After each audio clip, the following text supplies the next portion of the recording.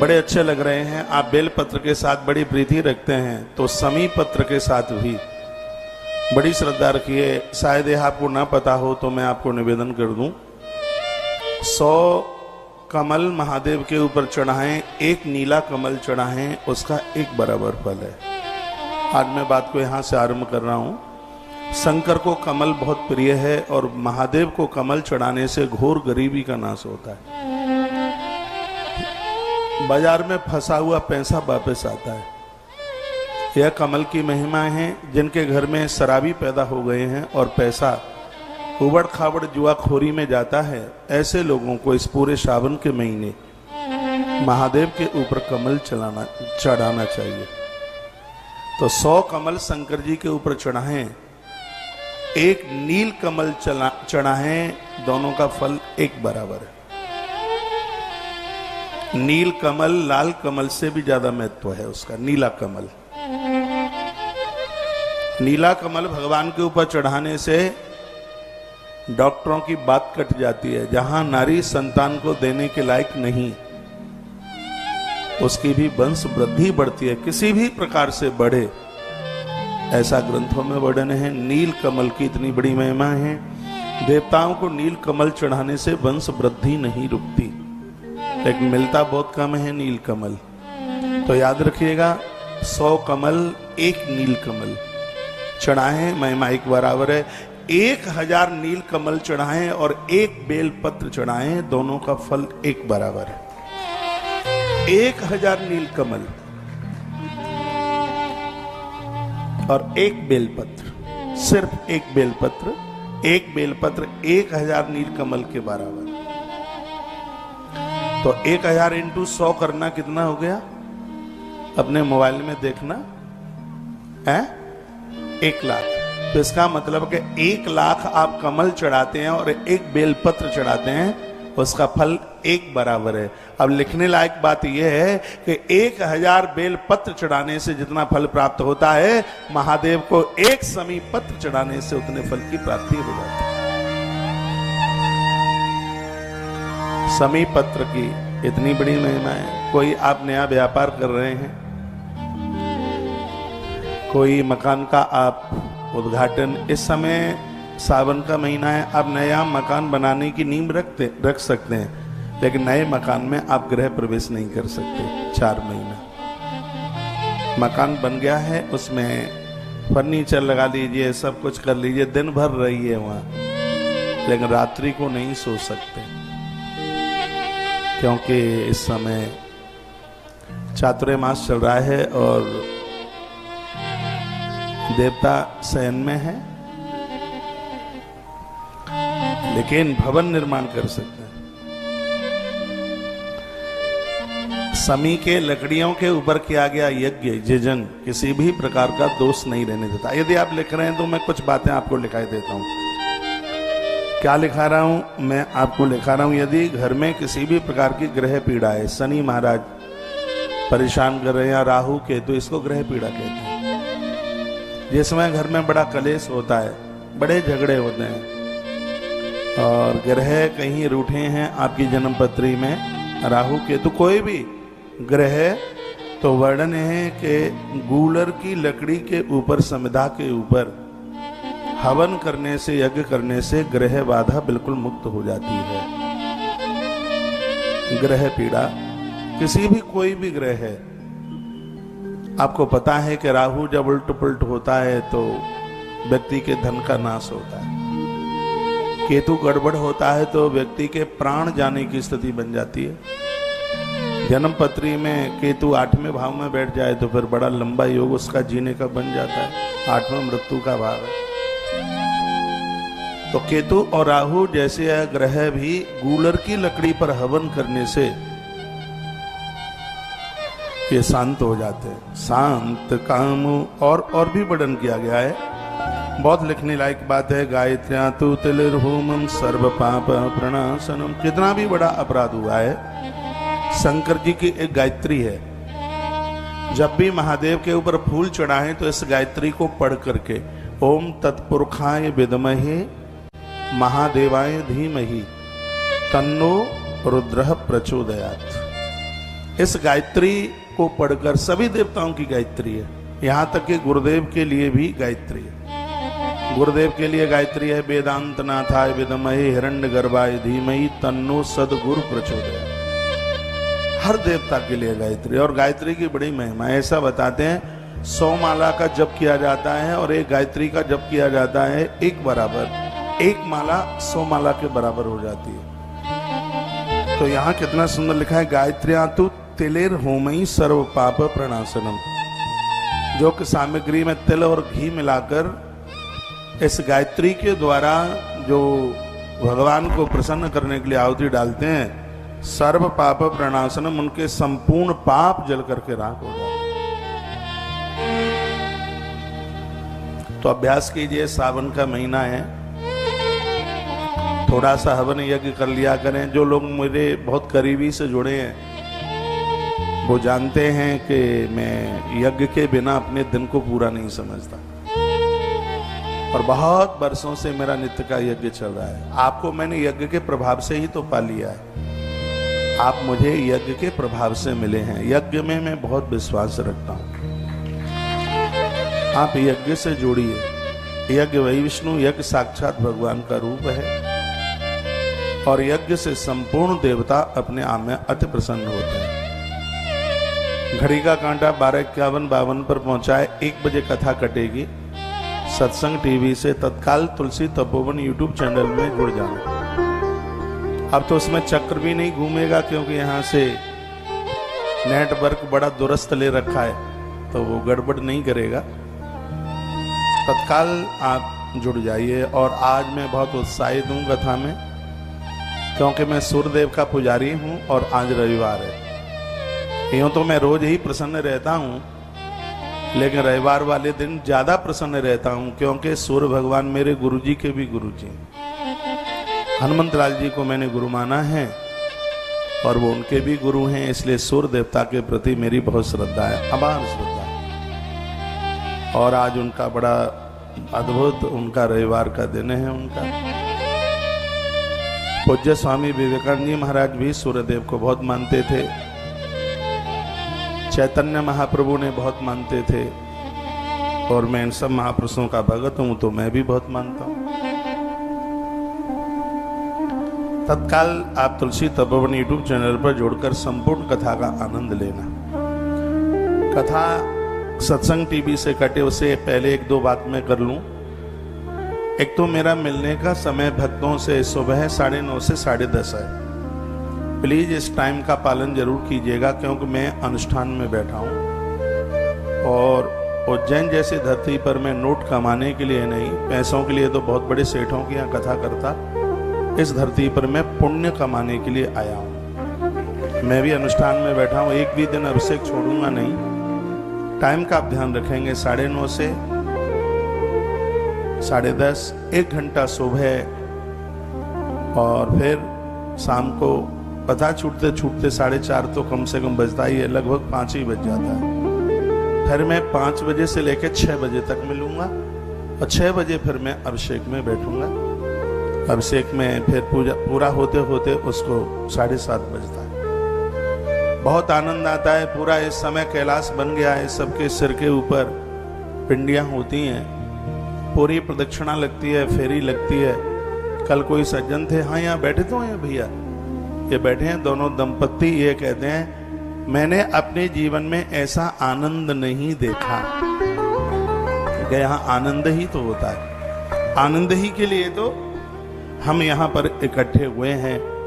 तो यहाँ के स्थानीय लोग भी, अब 3-4 दिन निकलने वाले हैं सावन के, आप बस अब आते रहिएगा। कल सोमवार है, आप सभी सादर आमंत्रित हैं। और विशेष रूप से मेरी एक प्रार्थना यह है, आप उज्जैन में आए, कहीं भी आप रुके हैं, आप होटलों पर ना खाते हुए पंचायती अखाड़े में तुलसीवन आश्रम की पवित्र रसोई में ही आप प्रसाद पाइए, सुबह भी, दोपहर भी और शाम को।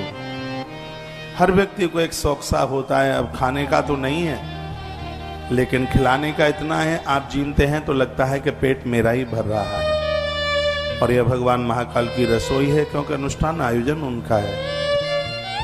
कृपया आप प्रसाद यहीं लें, भले ही आप उज्जैन में कहीं भी रुके हैं। प्रभु ने बड़ी कृपा रही है कि कोरोना काल में भी हम बच गए, हम और आप सब जिंदे हैं। नहीं तो जिनको पता भी नहीं था कि हम नहीं रहेंगे, वो आज दुनिया में नहीं है। सच मानिए, जो इतनी बड़ी भयानक महामारी से जो बच गए हैं, सत्य में महादेव की बहुत बड़ी कृपा रही है कि शिव की कृपा के बिना तो प्राण बचने ही वाले नहीं थे। हमारा जीवन सुरक्षित है, यह शंकर की कृपा का परिणाम है। मैंने मास्क नहीं लगाया पूरा 2 साल में, बिल्कुल ही नहीं लगाया।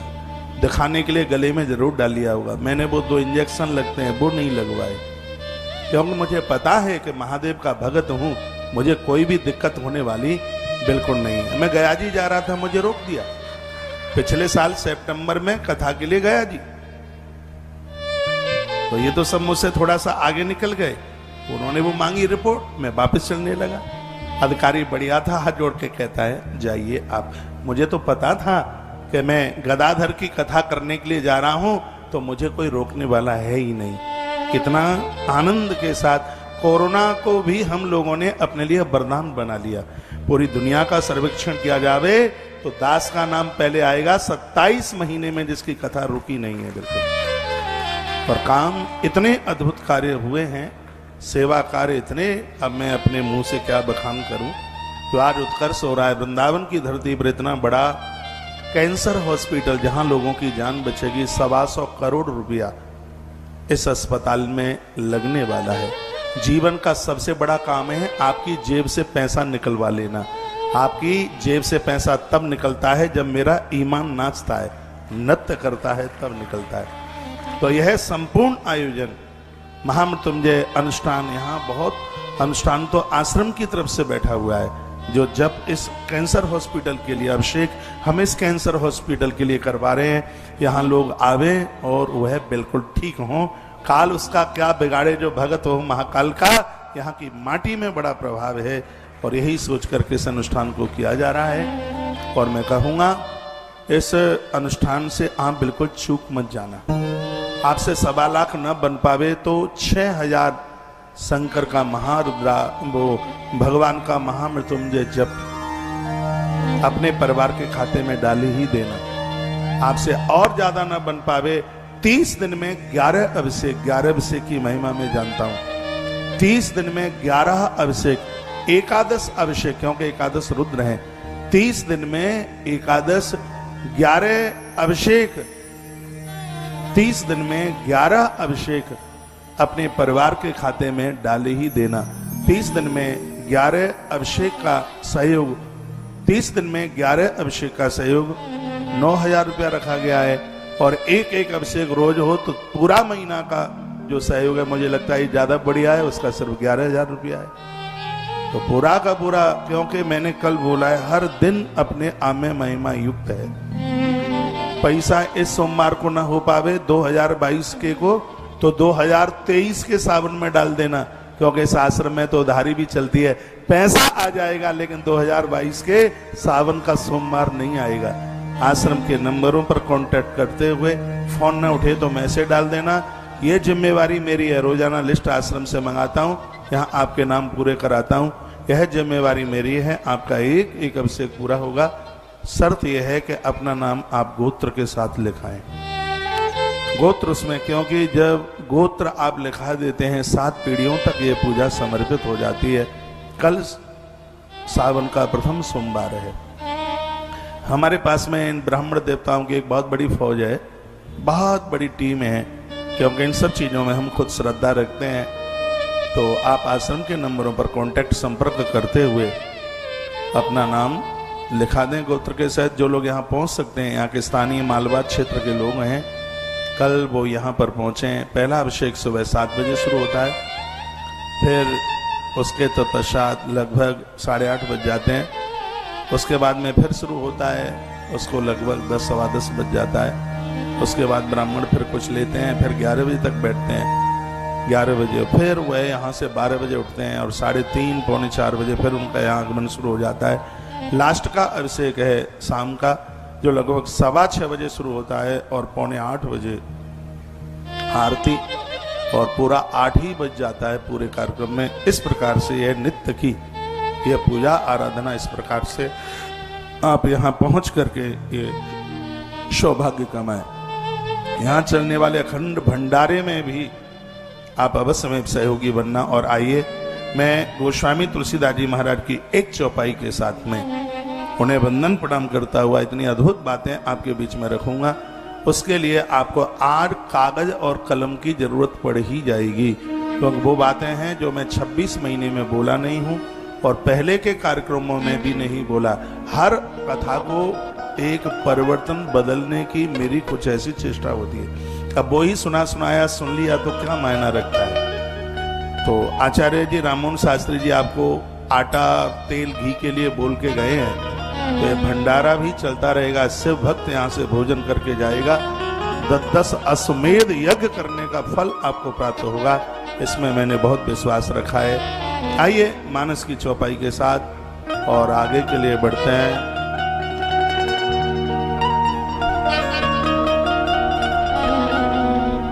आशुतोष तुम अवधरदानी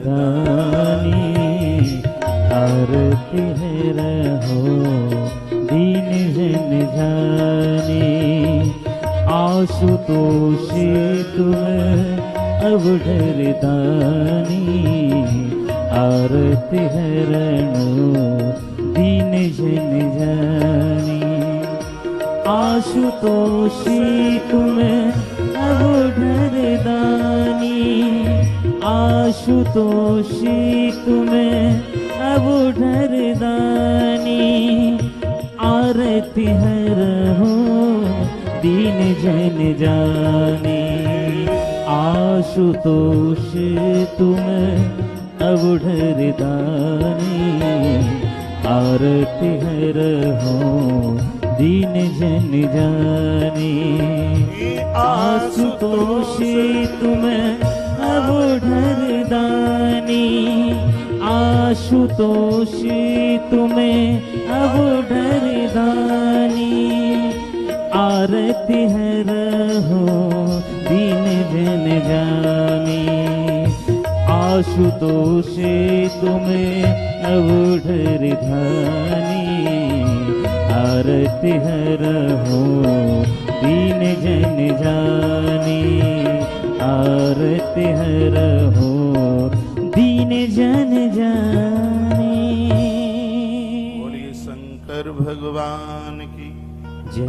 हमारे मध्य में हमारे तुलसी तपोवन यूट्यूब चैनल की श्रोता बहन दीपा बहन है परिसर में। आपके लिए काफी मैसेज आ रहे हैं, यदि आप बैठे हैं तो थोड़ा साथ उठाइए। नहीं है। आइए तो आप श्रवण कर रहे थे कि ग्रह पीड़ा को नष्ट करने के लिए गूलर की समिधा के ऊपर, गूलर लकड़ी आती है गूलर की, कोई भी ग्रह उठाओ, भगवान शिव के गायत्री के द्वारा ओम तत्पुरुषाय विद्महे महादेवाय धीमहि तन्नो रुद्र प्रचोदयात्, इससे आहुति डालिए, ग्रह पीड़ा का निवारण हो जाएगा। गायत्रा जप काले तू कथिता पापनाशना, जितने भी देवताओं की गायत्री है ये पापों का नाश करती है। एक बार फिर कहूंगा, फूल शंकर जी के ऊपर आप चढ़ाएं। देखो हमारे यहाँ एक पुष्पांजलि बोली जाती है, नाना सुगंध पुष्पाणी यथा कालोद्भवानि च पुष्पांजलिर्मया दत्ता ग्राण परमेश्वरा। उससे पहले देवताओं की गायत्री बोली जाती है। गणेश जी की गायत्री बोली जाती है, ओम एकदंताय विद्महे वक्रतुंडाय धीमहि तन्नो दन्ते प्रचोदयात्। 21 दूर्वा इस गणेश गायत्री से भगवान गणेश के ऊपर चढ़ाइए। यदि किसी ने प्रॉपर्टी दबा ली, अपने कब्जे में कर लिए, वो मुक्त हो जाएगी। प्रभाव है, गणेश पुराण में बहुत बड़ी महिमा। हनुमान जी की गायत्री है, ओम राम दूताय च विद्महे वायुपुत्राय धीमहि तन्नो हनुमत प्रचोदयात्। माँ दुर्गा की है गायत्री। बेटियों के लिए गुड़हल का फूल लें, और इस दुर्गा गायत्री के द्वारा महादेवी के ऊपर चढ़ाकर सुंदर घर और वर प्राप्त करें। ओम कात्यायनी च विद्महे कन्या कुमारी च धीमहि तन्नो दुर्गा प्रचोदयात्।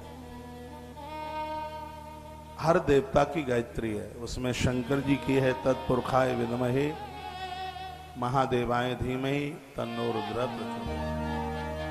सूर्य भगवान की आद्य भास्कराय च विद्महे दिवाकराय धीमहि तन्नो सूर्य प्रचोदयात्। सूर्य भगवान को अर्घ देने के बाद में आंख बंद करें और इस सूर्य गायत्री के द्वारा उन्हें प्रणाम करें। भगवान भास्कर खुश हो जाएंगे। तो ये बुद्धि के देवता हैं, बुद्धि को कभी बिगड़ने नहीं देंगे। भगवान भास्कर की बड़ी महती कृपा है। सूर्य भगवान को नित्य अर्घ दें। तो मैं आपको यह निवेदन कर रहा हूं, ध्यान काले पाप हरा होतेशा सर्व कामदा। देखो कितनी सुंदर बात कही है, सुन लो कान की डपोलियां खोल के। दिन भर के जितने पाप हैं सिर्फ यज्ञ भगवान का दर्शन करके ही नष्ट हो जाते हैं। कहीं यज्ञ हो रहा हो, बस जलती हुई लकड़ी समिधा यज्ञ कुंड में निकलती हुई लो, उसका आप दर्शन कर लें। दिन भर का पाप तो सिर्फ यज्ञ भगवान का दर्शन करने से समाप्त हो जाता है, सिर्फ दर्शन मात्र से। और आपने यज्ञ में बैठ करके सुन लो, तुम रोज दर्शन करते हो यज्ञ के, सिर्फ यज्ञ कुंड में प्रज्वलित होने वाली अग्नि का दर्शन करते ही कितना सुंदर। ध्यान काले पाप हरा उतैषा सर्व कामदा।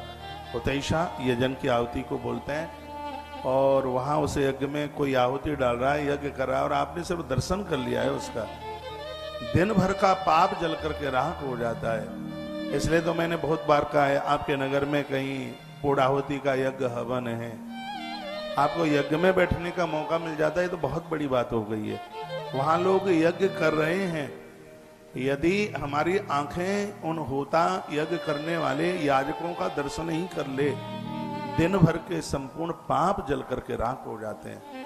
इतनी बड़ी महिमाएं वर्णन किया है कि जो लोग नित्य यजन करते हैं, हवन करते हैं, तो वर्णन किया गया उनके लिए कि उनके जीवन में अनेकानेक जन्मों का कोई भी किसी भी प्रकार का पाप नहीं रहता।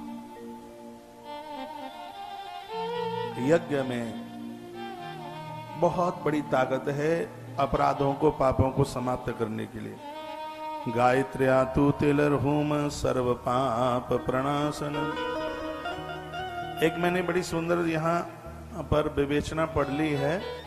हवन सामग्री जो है वह तिल के बिना बिल्कुल अधूरी मानी जाती है, चावल के बिना अधूरी मानी जाती है। याद से सुनिएगा, एकादशी को चावल नहीं चढ़ता। यदि आप यज्ञ कर रहे हैं तो आहुति में चावल डालकर उसकी आहुति डाली जाती है। बहुत लोग उसकी जगह पर समा का चावल डाल देते हैं और पता नहीं क्या क्या डाल देते हैं। मेरे और आपके लिए चावल का परहेज है। जगन्नाथ भगवान को चावल एकादशी के दिन भी भोग लगता है। सामग्री अधूरी है, उसमें यदि तिल नहीं है, मैं आपको कंफ्यूज नहीं करूंगा, मैं वही बात कहूंगा जो मेरे सनातन धर्म को किसी भी प्रकार का नुकसान न पहुंचाए।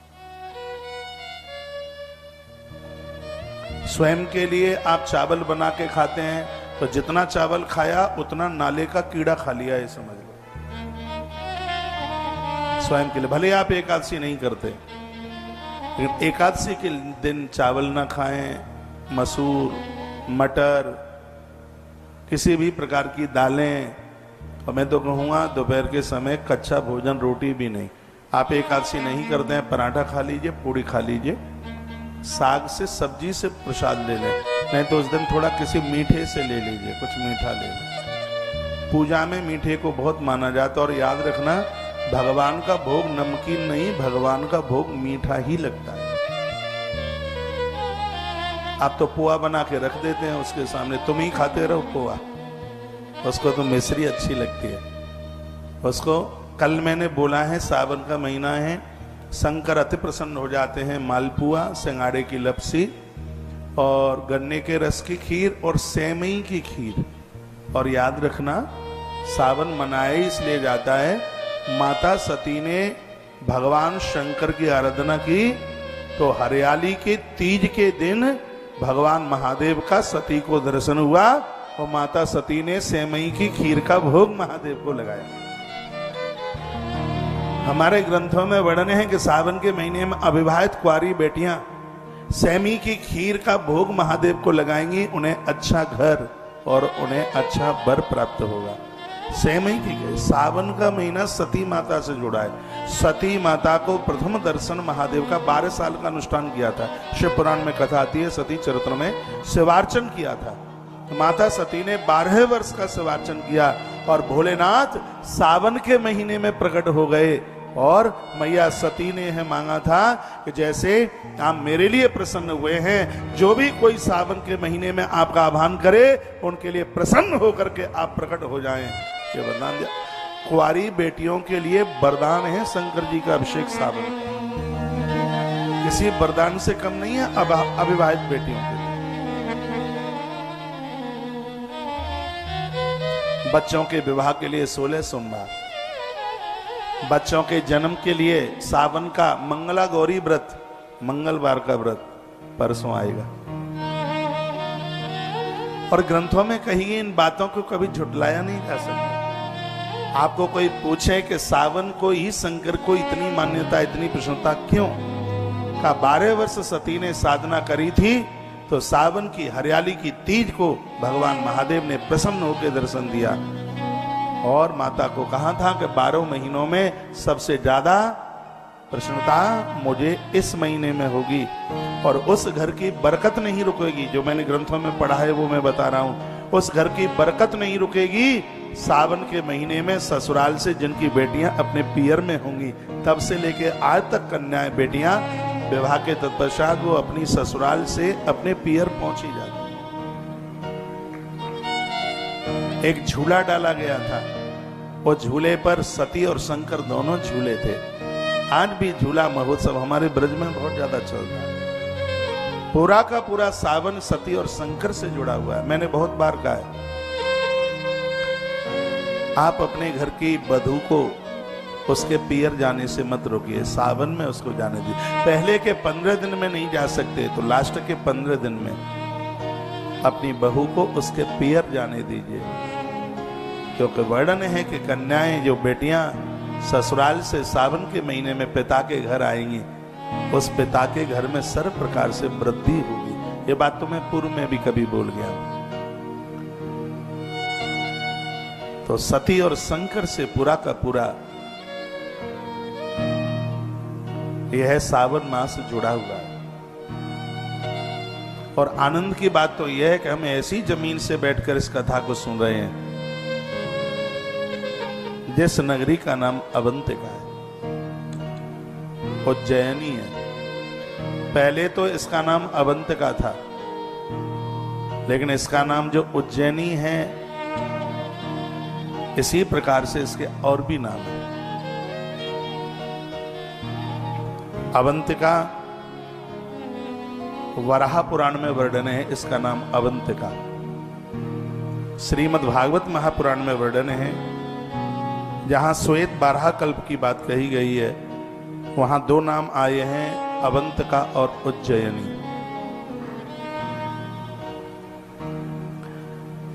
नारद पुराण में इसका नाम है कनक श्रृंगा।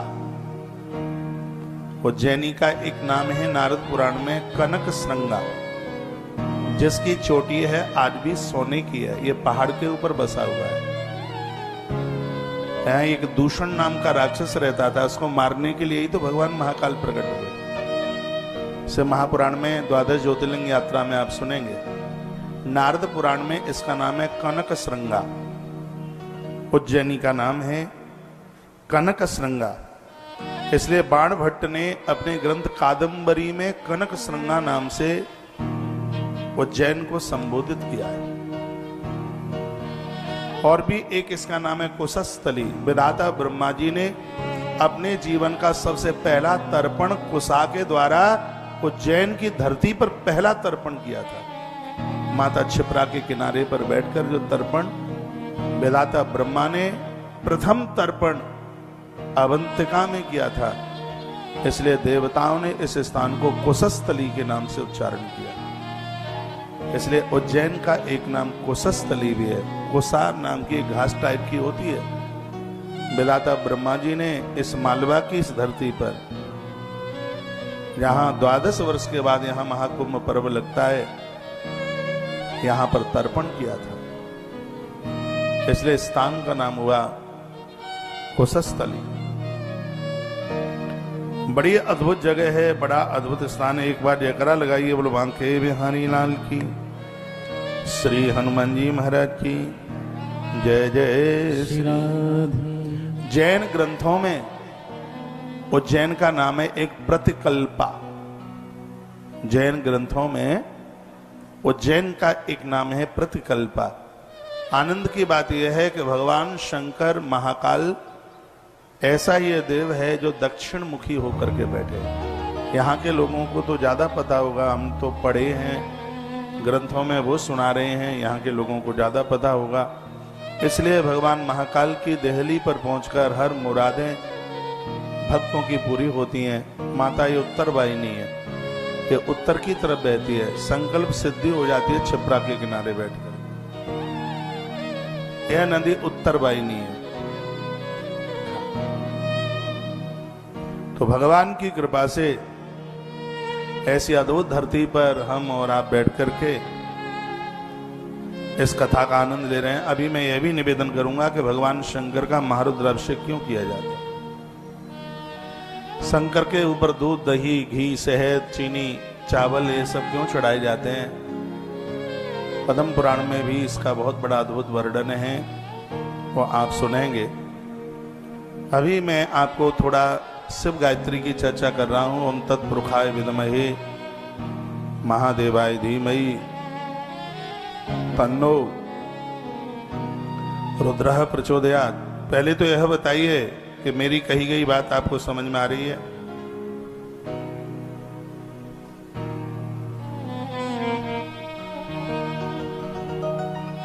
किसी ने पूछा है कि गन्ने के रस की खीर कैसे बनेगी। मैं उन्हें कहूंगा आप उज्जैन आ जाइए, फिर मैं बना के बताऊंगा कि गन्ने के रस की खीर कैसे बनेगी। हमारे यहाँ उसको रस खीर कहते हैं।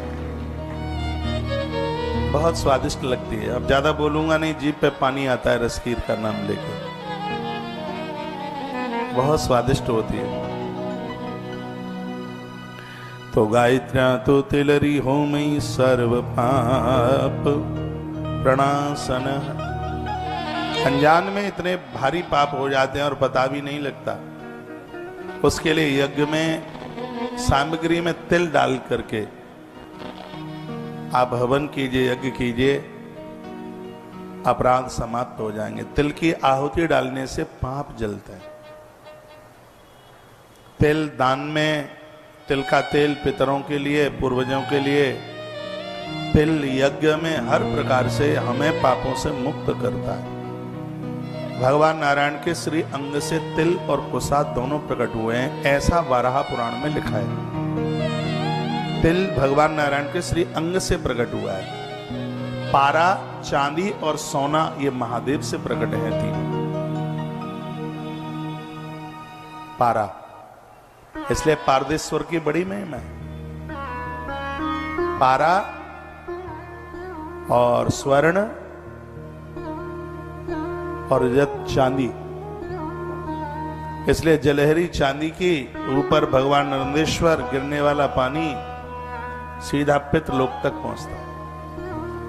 ऐसा बताते हैं जिनकी शंकर जी चांदी की जलहरी पर गिरती है, उसको अभिषेक करते समय गया श्राद्ध का पुण्य तत्काल प्राप्त हो जाता है। इसलिए मैंने कितनी बार आपको कहा है, नर्मदेश्वर यहां से ले जाओ और चांदी की जलहरी आप खुद बनवा लो। और ऐसे शंकर जी अपने यहां रखो। जो शंकर का विरोध करता है वो हमसे बात करे। हाँ, जो सबके विरोधी हैं, शंकर का विरोध करते हैं कि घर में शंकर नहीं रख सकते, मैं उनको दशों ग्रंथों में बताऊंगा कि घर में शंकर का अभिषेक करने से पितृ दोष और वास्तु दोष कैसे छुटकारा पाते हैं। मत्स्य पुराण में वर्णन है। ताली बजाना मत आप, आपको नजर लग जाएगी।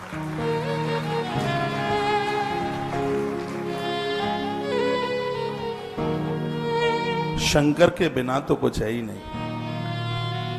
से पंचायतन हो तो बड़ा कमाल हो जाता है। बस प्राण प्रतिष्ठित मत करना। आपके घर में शंकर की पिंडियां हैं, वो चिपकी ना हो, स्थायी ना हो, कभी भी उठाकर इधर उधर, ये बात ध्यान में रखना। घर में जो आप शंकर जी बैठाते हैं वो प्राण प्रतिष्ठित ना हो। उसको फेविकॉल से चिपकाइए मत, उसको उठा करके आप स्नान करा सकें। मंदिर की प्रतिमाओं को उठा के आप स्नान नहीं करा सकते। इसको कहते हैं चल प्रतिमाएं, जिनको उठाकर, शंकर जी हैं उठा के, नंदी हैं, कार्तिकेय जी हैं, इनको उठाकर हाथ में लेके आप उन्हें निला धुला सकें, वस्त्र से उन्हें साफ कर सकें। इस तरीके से घर में प्रतिमाओं को आप उसको ज्वाइंट ना करें, धरती पर चिपकाएं नहीं उसे। प्राण प्रतिष्ठा महोदधि बड़ा अद्भुत ग्रंथ है। सब किताबों को हम पढ़ते रहते हैं और यहां से प्रभु बातें बोलते रहते हैं जो आपके काम में आने वाली। सालिग्राम, नर्मदेश्वर, ये प्राण प्रतिष्ठित कराने के लिए जरूरत ही नहीं पड़ती है, स्वयं ही प्राण प्रतिष्ठित है अपने आप में, अपने आप प्राण प्रतिष्ठित है। ऐसा देवता, इसी से पुराण में लिखा हुआ है कि आप नित्य शंकर को जल चढ़ाते हैं और आप कहीं गए, आपको महादेव की पिंडी नहीं मिली, तो आप ये रुद्र मुद्रा कहते हैं इसको, यूं 2 उंगलियों के बीच में अंगूठा ऐसे बाहर निकाल लें और इसके ऊपर ही एक लोटा जल चढ़ा दें। मंदिर के महादेव के ऊपर चढ़ाने का जो महत्व है, इसका वही महत्व है। लेकिन इसका मतलब ये नहीं है कि अब शंकर जी पर चढ़ाई नहीं, अंगूठे पे ही चढ़ाते रहे। ये तब है जब आपको मंदिर का अभाव दिखाई दे रहा है, आपको मंदिर मिल नहीं रहा है। वैसे तो प्राय महादेव के तो मंदिर मिल ही जाते हैं। आज मैंने एक बात और सीख ली है, पहली बार बोल रहा हूं क्योंकि मैंने पहली बार पढ़ी है। मैं अग्नि पुराण भी इस समय पढ़ रहा हूं और अग्नि पुराण में महादेव का अद्भुत महात्म्य वर्णन है, लिखा हुआ है। उसमें लिखा है कि जिस समय बेलपत्र आप चढ़ा रहे हैं, उस समय बेलपत्र पर आपकी अनामिका उंगली, मध्यमा उंगली और अंगूठा, ये 3 ही स्पर्श हों। इन 3 से ही बेलपत्र को पकड़ करके चढ़ाइए। बेलपत्र चढ़ाते समय आपकी छोटी उंगली और तर्जनी, ये दोनों उसको छुए नहीं। ये मैंने आज पहली बार पढ़ा है और आनंद हो गया है पढ़ के। जब आप बेलपत्र चढ़ा रहे हैं, जैसे उदाहरण के तौर पर ये मान लिया जाए ये बेलपत्र है, इसको ऐसे आप चंदन में या रोली में ऐसे मोड़ कर, इसे डुबा करके और इसको यूं करके यूं ऐसे चढ़ाइए इसको, तो इसका प्रभाव अपने आप में और ज्यादा है।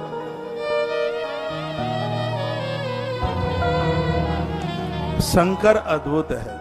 जब कोई नहीं था तब भगवान महादेव थे, और जब कोई नहीं रहेगा तब भगवान महादेव ही रहेंगे। बोलो शंकर भगवान की जय।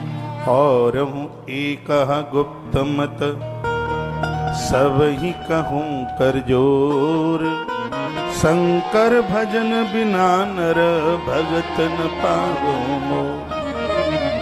शंकर जी के बिना भक्ति नहीं मिल सकती, ये बिल्कुल पक्की बात है। शिव के बिना दुश्मन को नहीं जीता जा सकता। इसलिए प्रभु राम बड़े होशियार निकले। रावण को जीतने के लिए महादेव की स्थापना समुद्र के किनारे करते हैं। महादेव प्रकट हो गए और राम को कहा वरदान मांगो, क्या चाहते हो? राम जी ने कहा तुम्हारे चेले के साथ युद्ध होगा, हम लड़ाई लड़ने को जा रहे हैं, तो वरदान दे दो हम जीत जाएं। शंकर जी ने कहा तुम्हें विजय भी मिलेगी और अब मैं तुम्हारी स्थापना के द्वारा हमेशा हमेशा के लिए यहां सागर के किनारे पर आकर के बैठूंगा, और जो गंगोत्री का जल मेरे ऊपर चढ़ाएगा आके, उसको मैं अपनी सायुज्य मुक्ति दे दूंगा। महाराज, मनुष्य का जीवन मिला है तो रामेश्वर पर, रामेश्वरम भगवान पर गंगोत्री का जल जरूर चढ़ाना। जो गंगा जल आन चढ़ाव, सो सायुज्य मुक्ति नर पाव। जो रामेश्वर दर्शन करही, सो तनु तजी मम लोक सुधरही।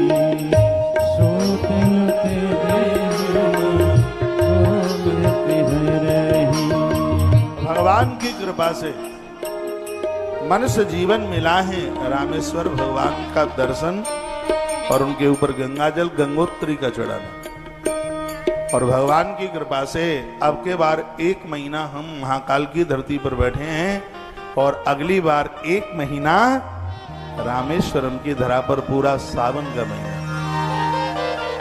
समुद्र इतना दूर है इस आश्रम से, जितना दूर ये बाल्टियां रखी हैं इससे ज्यादा नहीं है। बस बीच में एक सड़क जरूर है 50 फीट की। इधर आश्रम, इधर सागर समुद्र। भगवान की कृपा से ये सब हुआ है। मेरी बड़ी इच्छा थी, क्योंकि समुद्र के प्रति मेरी बड़ी श्रद्धा है, क्योंकि मैंने इस महापुराण में पढ़ा है कि अनंत गुना फल सागर के किनारे बैठकर करने से मिल जाता है। कोई तो बात होगी, सो समुद्र के किनारे भगवान ने महादेव की स्थापना कर दी, तो जमीन ले ली गई है, बहुत लंबा चौड़ा भूखंड मिल गया है भगवान की कृपा से। इतना भव्य, इतना सुंदर आश्रम अगले सावन के महीने तक ये बन बुनू के तैयार हो जाएगा प्रभु कृपा से। आप जरूर पधारिए, 1 महीने का आनंद वहीं लेंगे अगली बार। ये भगवान महाकाल भेज रहे हैं, यही तो उस रूप में यही तो बैठे हैं। हमारा तो सब काम इनकी कृपा से होता। अगले वर्ष जरूर पधारिए। ये देख तो रहे हैं आप, ये पेड़ आश्रम के प्लॉट में ही है, नारियल, पाम और पता नहीं काय के पेड़ हैं ये। बिल्कुल इन पेड़ों के सामने ही सागर, विशाल सागर बह रहा है। मंदिर यहां से इतना दूर है, महाकाल मंदिर तो ज्यादा दूर होगा, इससे नजदीक है।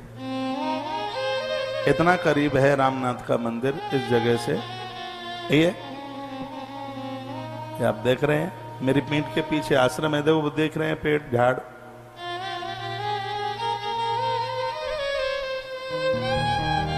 मुझे तो अब ऐसा लग रहा है कि कोरोना काल में हमने महादेव के जितने अभिषेक करे उसका परिणाम हमें रामेश्वर धाम मिल गया है, ये मुझे लगता है ऐसा।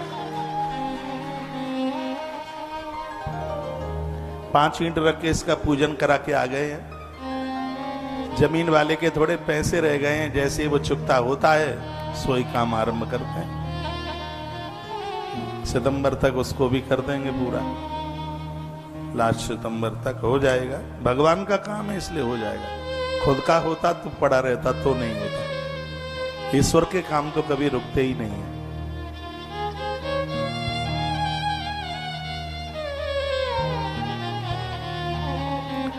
जितना भी भगत जगत मुझे टेलीविजन पर आप सुन रहे हैं, सावन का महीना है, महादेव को बेलपत्र, समीपत्र, मिल जाए कमल का फूल, दूर्वा, काला तिल,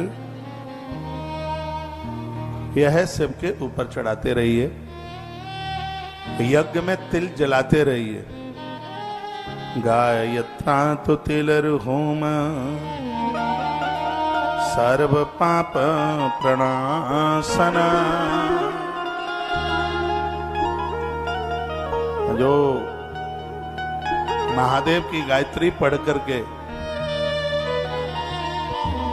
तिल की आहुति डालता है यज्ञ में, सभी पाप उसके जल के राख हो जाते हैं। जिसके घर में शांति नहीं है, झगड़े हैं, कलह, पति पत्नी में भारी लड़ाई होती है, बाप और बेटे में बहुत ज्यादा लड़ाई होती है। कभी कभी ऐसा होता है बच्चे बाहर के लोगों के लिए बहुत बढ़िया होते हैं, लेकिन जब भी घर में प्रवेश करते हैं तो पता नहीं कौन भूत उनके सिर पर बैठता है, बौखला जाते हैं बिल्कुल। घर में इतनी अशांति होती है। तो हमारे ग्रंथों में उस शांति के लिए बड़ी अद्भुत बात कही है। कहाँ है कि शांति काम हो यवई कुरिया। यब जानते हैं आप, यब कहते हैं जौ को। यज्ञ में सामग्री में जौ मिला करके आहुति डालने से घर में शांति बढ़ती है। आजकल तो सब रेडीमेड हो गया है, बाजार से वो पैकेट मिल जाता है सामग्री का, बुरादा होता है उसमें लकड़ी बकड़ी का चूर्ण, सामग्री तो कुछ होती ही नहीं है, कहाँ होती है उसमें। उसी से स्वाहा स्वा करके छुट्टी कर लेते हैं आप। ना उसमें जौ होता, ना तेल होता, ना उसमें तिल होता, ना उसमें बेलगिरी होती, ना उसमें चंदन का बुरादा, कुछ नहीं होता उसमें, और आप उसी में संतुष्ट हो जाते हैं। हमारे ग्रंथ में वर्णन है कि हवन सामग्री में जो जौ मिलाया जाता है, और जौ मिलाकर आपके घर में 1 वर्ष यदि हवन हो गया है, घर में कभी अशांति नहीं होगी, घर में झगड़े नहीं होंगे। बाद में आप मुझे पूछते रहते हैं, लेकिन कथा सुनते समय आप लिखते नहीं है, बात उड़ जाती है, आपको ध्यान फिर रहता नहीं है। जो जौ की बात मैं आपको बता रहा हूं, जौ बाजार में मिल जाती है, हवन सामग्री में इसको मिलाइए और यज्ञ करने से घर में शांति का वातावरण बनता है। घर में बिल्कुल भी अशांति नहीं होती, लड़ाई झगड़े बिल्कुल। जिनके घर में बहुएं बहुत लड़ती हैं तो डोकरियों हवन शुरू कर दो। जो मेरी बहनें डुकरिया के मारे नाक में दम हो गई है तो वो भी यज्ञ शुरू कर दे। शर्त यह है कि उसमें जौ जरूर डालिए हवन सामग्री में। और अपने घर की शांति देखिए, कितना आनंद होता है। कभी कभी माताओं का नाम होता है शांति देवी, खतरनाक काली से भी ज्यादा होती है, कालका देवी से भी खतरनाक नाम है शांति देवी। जितना बढ़िया नाम है उस नाम की गुणवत्ता को भी तो प्रकट कर दो, ये याद रहे, औरों को भी बताइए। यज्ञ में जौ की आहुति डालने से घर में शांति। यदि गलत बोल रहा हूं तो मेरी बात कोई काट के बताए, मैं श्लोक बोल करके बात कर रहा हूं। शांति कामो यवई कुर्यात्, यव यव माने जौ। जौ के साथ में जो यज्ञ में आहुति डालेगा उसके घर में तत्काल शांति प्रकट होगी, उसके घर में अशांति नहीं होगी, उसके घर में कलह नहीं होगी। और याद रखना, घर में कलह होने से यदि किसी की मृत्यु भी हो जाए तो बड़ी बात नहीं है। और कैकेयी माता ने कलह ही तो किया, महाराज दशरथ के प्राण चले गए।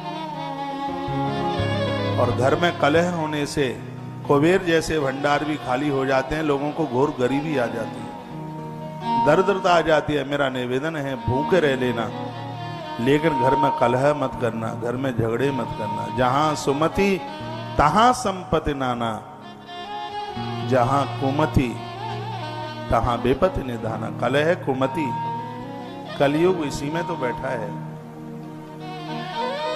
तो यह कीजिए, यज्ञ से घर का वातावरण बहुत बढ़िया हो जाता है। यदि आपने जन्मपत्री दिखाई है और यदि किसी ने किसी को यह कह दिया है कि उम्र कम है, आयु कम है, तो आयु बढ़ाने के लिए बड़ा सुंदर उपचार बताया है। क्या है? उम्र बढ़ाने के लिए बताया, आयुष्कामो घृतेन च। यदि किसी की उम्र कम है और उसे आयु बढ़ानी है तो यज्ञ में घी की आहुति डाले, घृत की आहुति। मेरे गुरुजी कहते हैं, गौ माता के देसी घी से यदि आपने हवन किया है तो इस यज्ञ का परिणाम है कि देवताओं को आपने अपना ऋणी बना दिया है, अपना कर्जदार बना दिया है। गैया के घी की इतनी बड़ी महिमा। जर्सी वर्सी का यूज मत किया करो, जर्सी वर्सी से तो भैंस का ठीक है। जर्सी तो गैया है ही नहीं। ये तो अंग्रेजों का बहुत बड़ा व्यापार था, उन्होंने अपने यहाँ का जानवर भारत में काऊ कह करके उतार दिया। पहले तो लोगों ने पसंद नहीं किया, फिर अंग्रेजों ने इसको फ्री में बांटा। भारत में 1700 के आसपास कोई भी शराब की दुकान नहीं थी। जैसा कि हमने इतिहास पढ़ा है, सबसे पहली दुकान अंग्रेजों ने कलकत्ता में शराब की खोली और 37 वर्ष तक इस दुकान पर कोई बिक्री नहीं थी। लंदन से किसी अधिकारी ने, अंग्रेज ने पूछा कि दुकान कैसी चल रही है। यहां से जवाब मिला कि कोई भारतीय आता ही नहीं है, ये तो दूध पीते हैं, ये कोई शराब पीते ही नहीं। उसका बड़ा तगड़ा माइंड था। उसने कहा कि मैं भारत में रह के आया हूं और भारत के आदमी की मैं नस जानता हूं, ये लोग फ्री फंड का ज्यादा चाहते हैं, इसलिए सारा फ्री में बांटो। तो 2 चीजें अपने भारत में फ्री में बांटी गई। फिर तीसरे नंबर पर चाय का नंबर आया। इस देश में चाय और जिस देश में शराब और जर्सी गाय, ये दोनों फ्री में वितरित की गई, फ्री में बांटी गई। और ये हम लोगों की कमी रही है, यदि फ्री में मिले तो सल्फास की लाइन में भी जाके खड़े हो जाएंगे। जिस देश में 1765 तक ढूंढने से कोई शराबी नहीं मिलता था, और देश में आज तो लोग शराब से जगते जगते कुल्ला करते हैं। यह दुर्भाग्य है।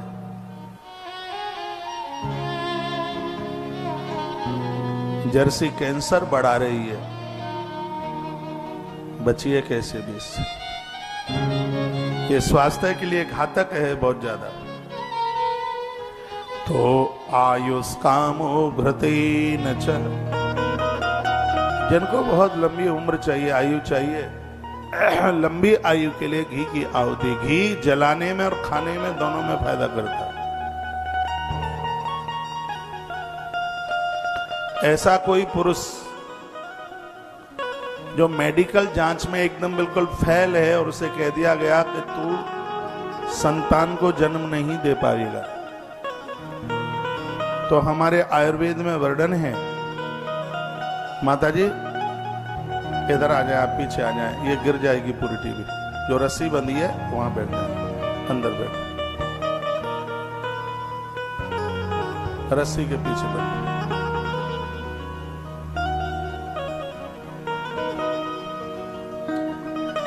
तो आधा लीटर दूध में लगभग 1 तोला घी डाल करके उसको पिला दीजिए आप। छोटे बच्चों का मस्तिष्क बोलने लगता है, पढ़ाई लिखाई में इतने माहिर हो जाते हैं। घी दूध में बहुत ज्यादा फायदा करता है। कितना भी कंठ का रोग है, गलगंड हो गया है, बिल्कुल बांस जैसी आवाज हो गई है, काली मिर्च बतासे में भर के और गरम घी में डाल के जब कड़कड़ कड़कड़ करे उसे आप दे दीजिए, कंठ बिल्कुल सुरीला हो जाएगा। कंठ की जितनी बीमारियां, ये तो थायराइड में भी फायदा करेगा। काली मिर्च साबुत पीसना नहीं है, साबुत बतासा फोड़कर उसमें भरिए, फिर कटोरी में घी, देसी घी है, रिफाइंड मत ले आना, आफत हो जाएगी। चूल्हे पर उसको रखिए, जब वो गर्म हो जाए बतासा छोड़ दीजिए, 4 बतासे डालें उसमें, तो 4 बतासे खा लें, घी है उसको पी लें। शर्त यह 1 घंटे तक पानी न पिए, नहीं गला चौक हो जाएगा, कंठ सुरीला हो जाएगा, कंठ बैठेगा नहीं। घी की तो बड़ी महिमा है, देवता ऊपर से नीचे उतर के आ जाते हैं जिस घर में घी की पूड़ियां बन रही हैं। पितृलोक से पितर भागते हैं। निवेदन है श्राद्ध में ये रिफाइंड मत खिलाओ, और खर्चों में कमी कर लेना। घर में या तिल का तेल चले या फिर घी चले, और वो भी घी दूध मंगाइए घर पर। आपके पास जमीन है, फार्म हाउस, आजकल तो लोगों के पास खूब फार्म हाउस है, शहर में रह रहे हैं, फार्म हाउस बना रहे हैं, उसमें 1 आध गैया रखिए, 1 आध आदमी रख दीजिए, उसको भी रोटी की व्यवस्था हो जाएगी। ये भी बहुत बड़ा यज्ञ है, बहुत बड़ा पुण्य का काम है।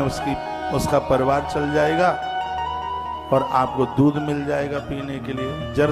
जर्सी नहीं, देसी, जिसका ठाटा ऊपर निकलता है। दूध भले ही कम दे, लेकिन उसकी सेवा देवता और पूर्वजों को तृप्त कर देती है। देसी गाय रखें, आनंद होगा। देखो आपके घर की तरक्की कितनी होगी। पद्म पुराण में मैंने पढ़ा है कि जब व्यक्ति को जहर चढ़ता है, 12 वर्ष पुराना घी किसी को मिल जाए, मराया व्यक्ति जिंदा हो जाएगा। सांप का डसा हुआ, थोड़ी सी श्वास चल रही हो, खड़ा हो जाएगा। घी जितना पुराना होगा उतना बड़ा फायदा करेगा। तो लिखा है, वर्णन है, क्या लिखा है इसमें कि आयुष कामोग्रतेन च, जिन्हें अपने परिवार की बहुत लंबी उम्र चाहिए, 8 दिन में, 15 दिन में, 1 महीने में यज्ञ में वो घृत की आहुति जरूर डाले, घी की आहुति डाले। घृत इतना प्रभावशाली है। आइए 2 पंक्तियां महादेव को समर्पित करें। भोलेनाथ से निराला कोई और नहीं, शंभुनाथ से निराला कोई और नहीं। कल सोमवार है, आप सबको मालूम है। कल सोमवार का व्रत कीजिएगा। आपसे यदि बन जावे तो आप नमक छोड़ के व्रत कर लें, कोई बहुत बड़ी बात नहीं है। सेधा भी मत लीजिए, सेधा नमक भी मत लीजिए, नमक छोड़ के ये व्रत कर डालें। कल प्रथम सोमवार है सावन का। बहुत बड़ा व्रत का महत्व बढ़ जाता है। किसी भी व्रत में यदि नमक छोड़ दिया जाए, थोड़ी दिक्कत तो होगी। नमक ना लेने से ब्लड प्रेशर नीचे जाता है, मैंने आजमा के देखा है। तो एक दिन की बात है, एक दिन में तो कोई फर्क नहीं पड़ेगा। हो जाए तो नहीं, आप सेधा नमक ले सकते हैं। एक बार फलियार भी ले सकते हैं। ये नहीं कि पूरे दिन हम चरते ही रहें फलार। एक बार ले लें, हल्का सा ले लें, कोई फल ले लें। और कल आप बेल पत्र के बिना मिल जाए तो समी पत्र जरूर चढ़ाना। कमल का फूल मिल जाए। शुक्रवार को लक्ष्मी दौड़ती आती है, महादेव को कमल फूल चढ़ाया जाए। आज तो मैंने कथा को वहीं से आरंभ किया है। और आपसे बन जाए तो शिव सहस नाम का पाठ करना। 108 नाम महादेव के हैं, जिसमें स्वयं भगवान ने कहा है, जपहु जाहि शंकर सतनामा, होइए हृदय तुरत विश्रामा। नारद जी को नारायण ने बात कही थी है, भगवान शंकर के 108 नाम लेने से मन को तत्काल शांति प्राप्त होती है।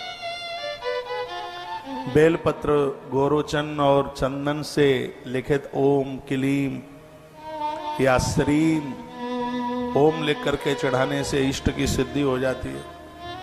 इतना बड़ा प्रभाव है। हाँ, तो बेलपत्र आप सबको चढ़ाइए। सावन का महीना बड़ी भगवान की कृपा से पूरा साल इंतजार किया जाता है। तब साल के बाद में जो मास से आता है, महीना आता है, ये साधना के लिए। इसमें जमीन पर सोने का प्रभाव है। पति और पत्नी संसारिक संग में पूरा महीना बिल्कुल भी न रहें, इतने नियम का पालन करें। ये एक ही महीना तुम्हें 12 वर्ष की साधना दे देगा। सावन के महीने का इतना बड़ा प्रभाव। मैंने तो पढ़ा है पद्म पुराण में कि चातुर्मास जो लोग कर लेते हैं, नियम बना लेते हैं, 4 महीने की तपस्या उन्हें 12 वर्ष की तपस्या दे देती है। अब आप 4 महीना ना कर पाए तो आप एक सावन का महीना तो कर ही सकते हैं। भगवान महादेव के द्वारा भक्ति मिलती है, इसमें बिल्कुल भी संशय नहीं है। ऐसा लगे 1 महीना कि आप बाबा बैरागी बन गए हैं। बिल्कुल कोई भी किसी भी प्रकार का अपराध नहीं, बिल्कुल संयमित होकर। आपको ऐसा लगे ही नहीं कि तुम्हारा विवाह हो चुका है, ऐसा लगे कि सगरे कुआरे बरुआ है, अभी विवाह हुआ ही नहीं। 1 महीना इस तरीके से जमीन पर रात्रि को शयन करके पूरा 30 दिन। अब आप कहोगे 4 दिन तो हम सो लिए, 4 को भूल जाओ। अब जो भी दिन बचा हुआ है जमीन में सो करके, और आप सावन का महीना बहुतों ने तो व्रत किया है, बहुतों ने एक समय का भोजन किया है। सोमवार को बन जाए तो एक बार भी मत लीजिए भोजन, आनंद हो जाएगा। आपका घर कैलाश होगा, बैकुंठ होगा आपका घर। इतनी महिमा है सावन मास की। आइए, भोलेनाथ से निराला कोई और नहीं, शंभुनाथ से निराला कोई और नहीं।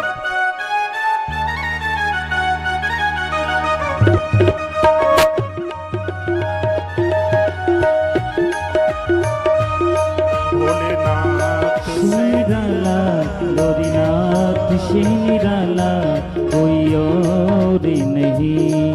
भोलेनाथ से निराला कोई और नहीं, कोई और नहीं, कोई और नहीं, कोई और नहीं,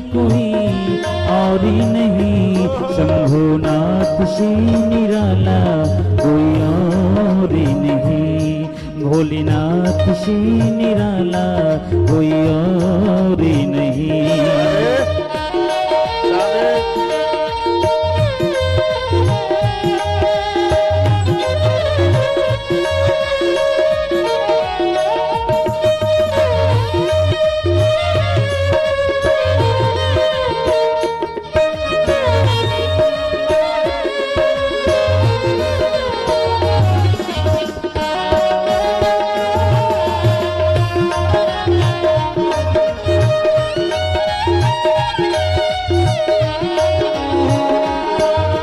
उनका डमरू डम डम बोले अगम निगम के भेद खोले, उनका डमरू डम डम बोले धीम तना ना ना ना ना ना ना ना ना ना ना ना धीम तना ना ना ना ना ना ना ना ना ना ना ना धीम तना ना ना ना ना ना ना ना ना ना ना ना ना ना ना ना। उनका डमरू डम डम बोले अगम निगम के भेद खोले, उनका डमरू डम डम बोले अगम निगम के भेद खोले। हो ऐसा डमरू बजाने वाला और ही नहीं, ऐसा डमरू बजाने वाला और ही नहीं, शंभुनाथ से निराला कोई और ही नहीं, दीनानाथ से निराला कोई और ही नहीं।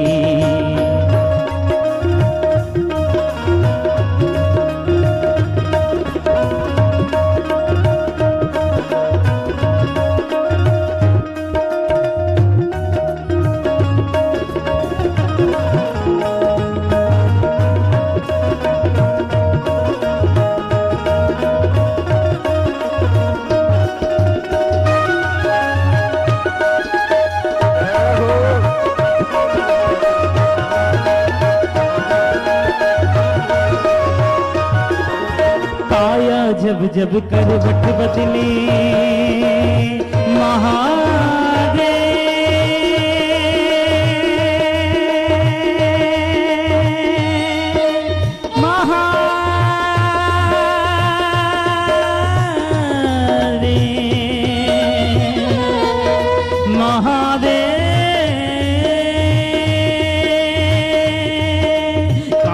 जब जब करवट बदले पाप चमकते अगले पिछले, काया जब जब करवट बदले पाप चमकते अगले पिछले। हो अब मुझे को बचाने वाला और नहीं, अब मुझको बचाने वाला और नहीं, भोलेनाथ से निराला कोई और नहीं, भोलेनाथ से निराला कोई और नहीं, भोलेनाथ से निराला कोई और नहीं।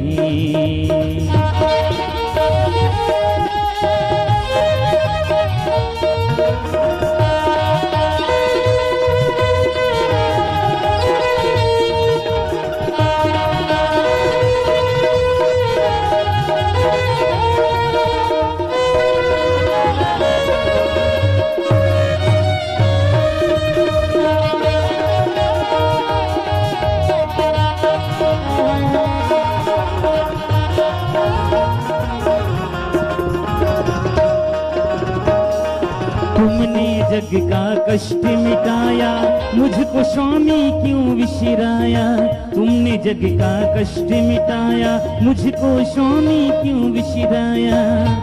ऐसा भक्तों का रखवाला कोई और नहीं, ऐसा भक्तों का रखवाला कोई और नहीं, दीनानाथ से निराला कोई और नहीं, भोलेनाथ से निराला कोई और नहीं, कोई और नहीं, कोई और नहीं, कोई और नहीं, कोई और नहीं, शंभुनाथ से निराला कोई और नहीं, दीनानाथ से निराला कोई और नहीं, शंभुनाथ से निराला कोई और नहीं, दीनानाथ से निराला कोई और नहीं, शंभुनाथ से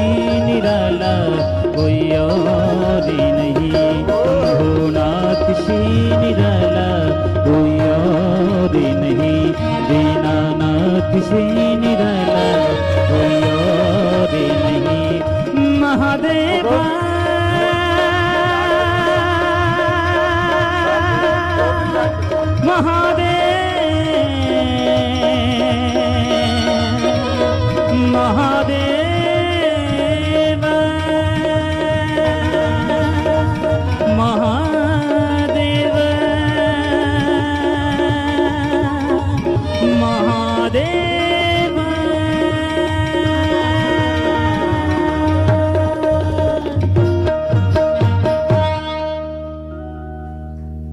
भोलेनाथ से निराला कोई और नहीं, शंभुनाथ से निराला कोई और नहीं, कोई और नहीं, कोई और नहीं, कोई और नहीं, कोई और नहीं, भोलेनाथ से निराला कोई और